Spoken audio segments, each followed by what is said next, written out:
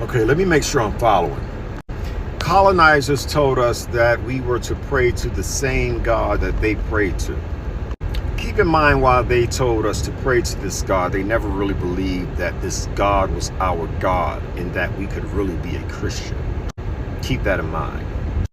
But when you look at the so-called loving idea called God or Yahweh, you do not find love.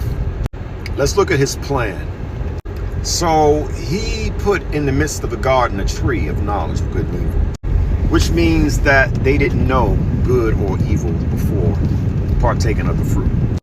You know this is so because the God of the Bible said that he put cherubims and all that crap to protect the tree of life, lest they should eat from that tree and live forever.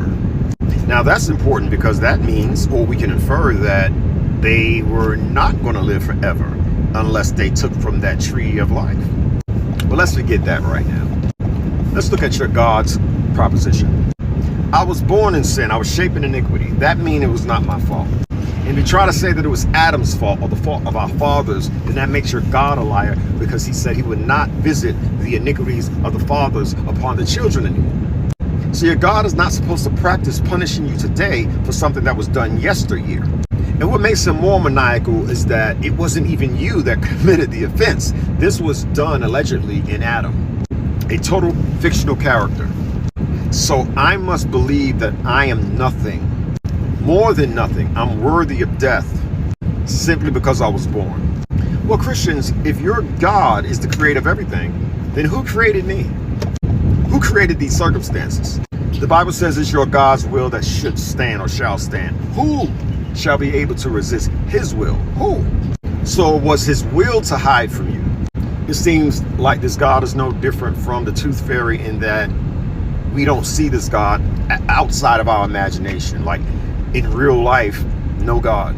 Only inferences, speculation, guessing, but no God.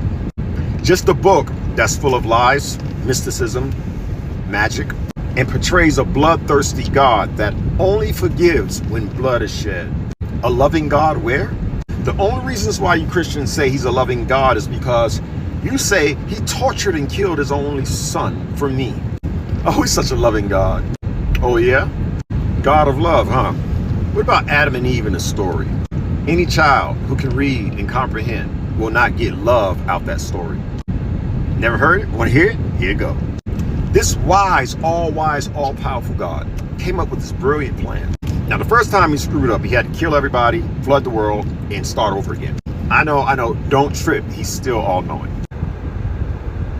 So he takes these humans, put them in this garden, then puts this tree of knowledge of good and evil there, and it says you can eat from any other tree, but don't eat from the tree that's in the middle of the garden. If you do, you're going to die. In the day thereof that you eat, you're going to die. A maniacal God. You know, I as a father would not have set my children up to fail like that. Already positioned to kill them.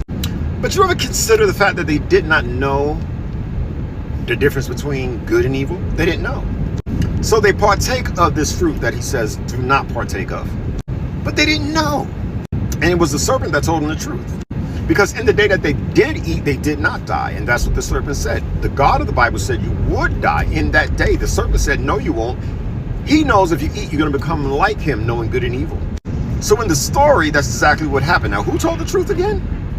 Cognitive dissonance sets in. Then the Christians start with they lying. No, it just means they were spiritually dead. He didn't mean that in that day. Sorry, that's what it says. Loving God, huh? Let's keep it going. There was some kids out playing, you know, they saw another kid had a bald head. You know how kids do, right? So the loving God of the Bible decided, whoa, oh, you want to laugh at the bald head of a prophet? Sent beasts from the woods to rip them apart alive. Loving God, right? Let me keep going. Oh, we can see the love of this God exemplified in Exodus. Jesus loved the little children, all the little children of the world. But is this true? Because the God of the Bible had this habit of unaliving them through many different means, like drowning, eaten by beasts, disease. Oh yeah, Yahweh know how to get rid of folk. Let's keep going. The Bible says that your God hardened Pharaoh's heart that he might not let the people go. That he told Moses, he ain't gonna let him go because I hardened his heart. But watch this, I'm gonna get some glory out of him. So you think that it's just that your God controls Pharaoh like a puppet and then punishes him for doing what he controlled and commanded him to do? Oh, loving God. Oh, I ain't finished. He's so loving that if a woman is S-A'd or R-A-P, and you know the rest, your old loving God made a way for her to marry her. You know who? Who did that to her? Loving God, right? Let's keep it going.